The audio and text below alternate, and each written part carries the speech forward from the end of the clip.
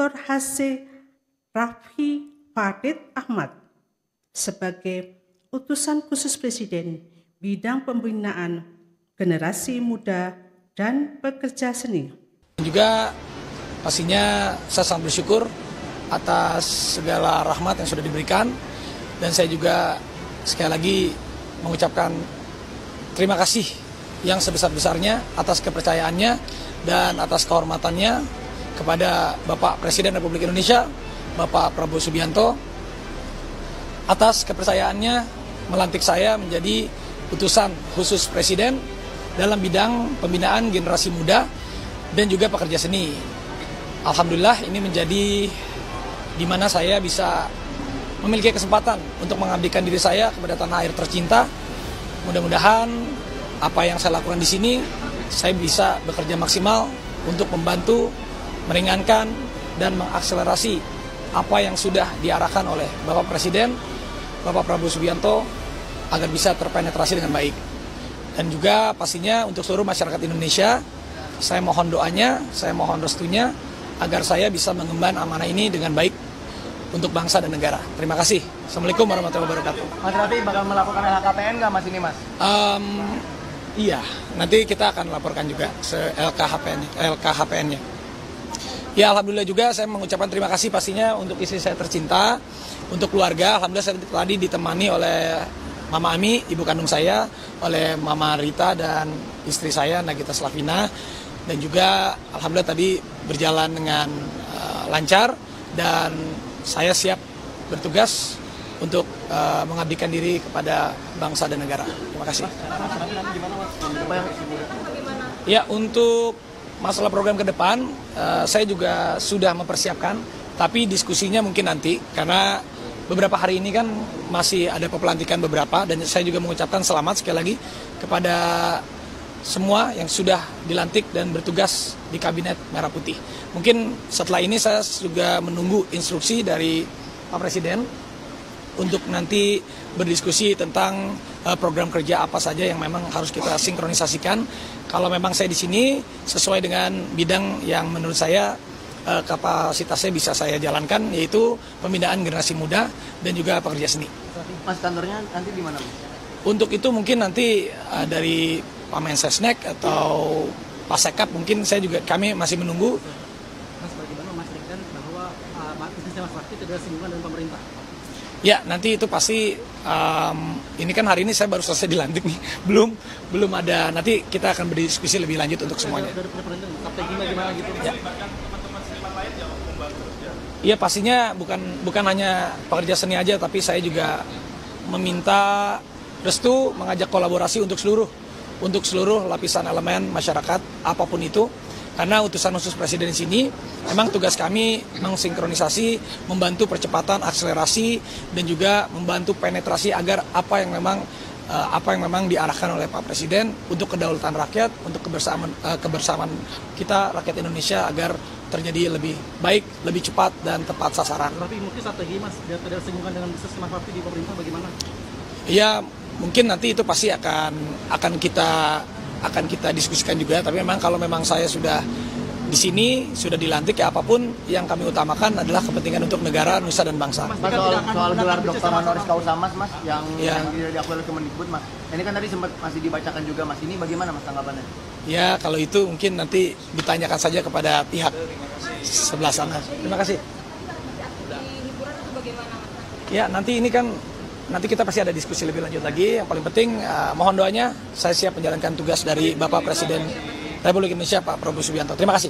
Ya enggak lah, yang paling penting angka itu jujur ya. Saya kalau jadi artis tuh angka fleksibel.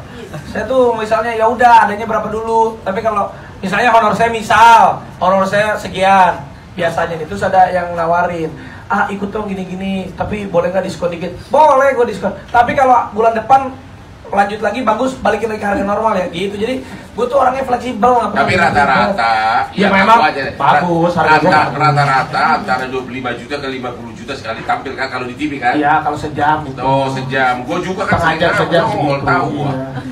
Itu aja mau makin besar. Nama Raffi Ahmad makin besar, makin melambung. Sudah terkenal, makin terkenal.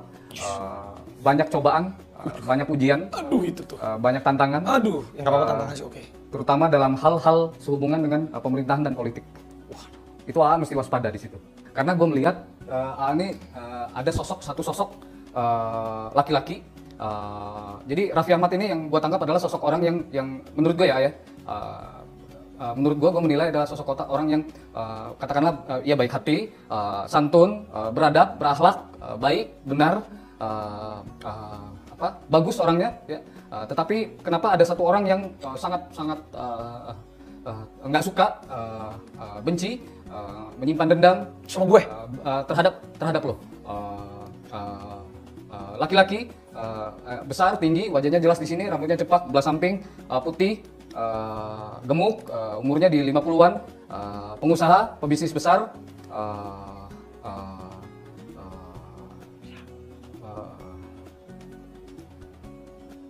berdarah Tionghoa.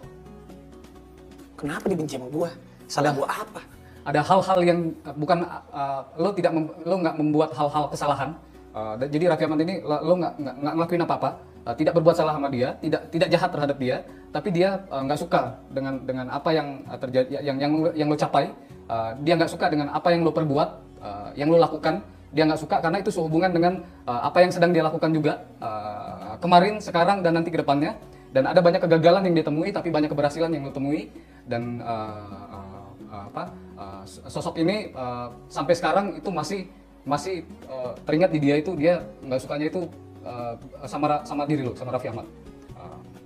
Tinggi orangnya 170 cm lebih tinggi, putih, umurnya sudah mencapai 50-an lah, kurang lebih 50-an, pengusaha bisnis besar, cukup terkenal orangnya. Di Indonesia cukup terkenal, pengusaha besar, pebisnis. Tunggu nanti diumumkan gitu. Tunggu dulu, ininya kalau sebelum ditandatangani kan kita nggak berani menyampaikan itu. Yang kedua berkenaan dengan Menteri Pemuda dan Olahraga, jadi pengganti Menteri Pemuda dan Olahraga kebetulan posisi sedang di luar kota sehingga tidak bisa mengikuti pelantikan pada sore hari ini. Yang akan dijadwalkan kembali di prosesi pelantikan yang berikutnya. Tunggu nanti diumumkan gitu. Tunggu dulu, ininya kalau sebelum ditandatangani kan kita nggak berani menyampaikan itu. Yang kedua berkenaan dengan Menteri Pemuda dan Olahraga, jadi pengganti Menteri Pemuda dan Olahraga kebetulan posisi sedang di luar kota. Publik dikagetkan, Raffi Ahmad sang Sultan Andara dikabarkan bakal duduk di kursi panas Menpora. Dari panggung hiburan langsung loncat ke kabinet negara. Pertanyaannya, ini prestasi atau sekadar sensasi? Istana bungkam, Raffi pun memilih diam. Tapi publik terlanjur gaduh. Apakah negeri ini kekurangan sosok muda berprestasi sampai-sampai selebriti jadi pilihan utama? Jika benar Raffi dilantik, ini bukan sekadar reshuffle, tapi juga reshuffle logika. Karena di Republik ini, kadang popularitas bisa lebih kuat daripada kompetensi. Dan sekali lagi, rakyat hanya bisa menonton layaknya sinetron tanpa akhir. Pak, terkait posisi Menpora yang masih kosong itu hak prerogatif Bapak Presiden. Pak, infonya Putri Komarudin itu gimana? Saya belum tahu infonya. Kalau ada kabar juga nama Raffi Ahmad dengan Moreno, itu hak prerogatif Bapak Presiden ya. Artinya tukar guling di Golkar dengan kedua MI itu gimana Pak? Kalau dari Golkar sendiri Legowo nggak nerima itu Pak? Cukup ya. Terima kasih. Mohon izin, hari ini saya mengucapkan selamat 1 bulan. Makasih Mas Raffi. 1 bulan menjadi Menpora.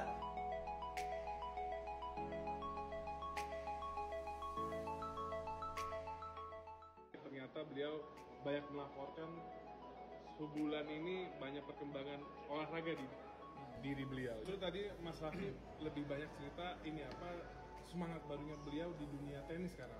Jadi udah angkat atlet ya Mas Raffi ya? Saya laporan Rans sudah punya atlet tenis juga, Rifki yang sekarang kalau untuk single dia peringkat pertama. Jadi saya bilang Rans peringkat pertama untuk laki-laki. Jadi untuk pria kita kirimkan juga malam ini untuk di SEA Games Rifki, dan juga saya juga ingin mengundang untuk bulan Juni. Tahun lalu kan ada tiba-tiba tenis, kita bikin event yang besar lagi seperti tiba-tiba tenis, tapi judulnya lagi saya pikirkan, dan beberapa legenda-legenda tenis juga kita undang.